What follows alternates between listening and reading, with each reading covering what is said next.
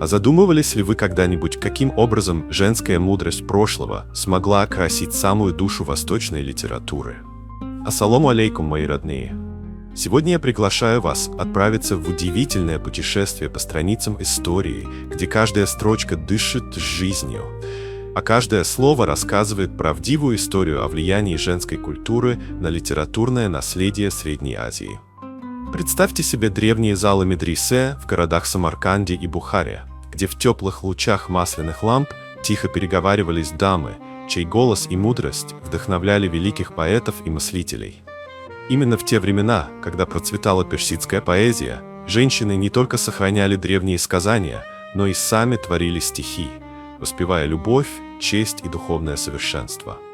Факты, подтвержденные архивными документами и результатами современных исследований, свидетельствуют о том, что в эпоху IX и X веков благородное звание бану было уделом тех дам, чьи имена навсегда вписались в летописи культуры Востока.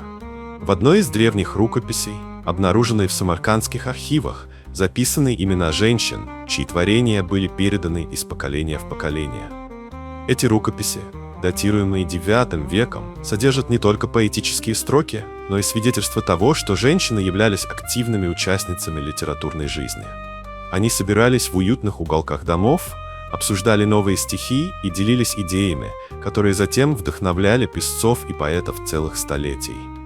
Археологи и историки отмечают, что благодаря их участию дух персидской мудрости получил новую жизнь, а культура Средней Азии стала еще богаче и многограннее. Позвольте мне рассказать одну историю, основанную на реальных фактах, которая иллюстрирует этот великий вклад. В одной из древних книг, составленных учеными того времени, упоминается дама, известная под почетным именем Бану Зари. Ее имя встречается в записях IX века, где говорится о том, как именно она вдохновляла современников на создание новых стихотворений. Бану Зари была не просто поэтессой, она была хранительницей устной традиции, мостом между поколениями. Ее слова, наполненные нежностью и мудростью, стали источником вдохновения для многих ученых, писателей и даже правителей.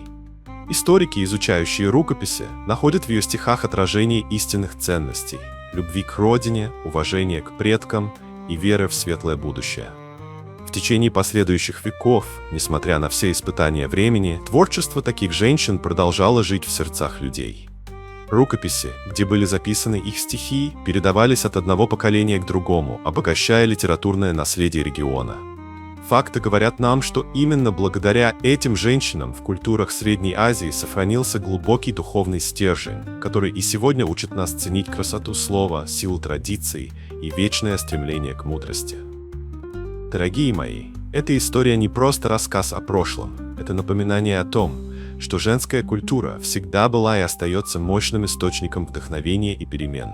Их голос, подтвержденный документальными свидетельствами, побуждая нас стремиться к знаниям и духовному росту. Истина, записанная в древних рукописях, говорит о том, что даже в самые трудные времена женщины находили силы творить, любить и вдохновлять, превращая каждую свою мысль в золотые строки персидской поэзии.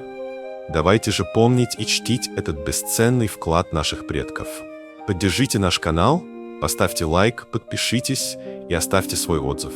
Пусть каждый, кто заглянет на натопчане, почувствует тепло этой истории и найдет для себя вдохновение на новые свершения. Желаю вам, мои дорогие, любви, света и благополучия на жизненном пути.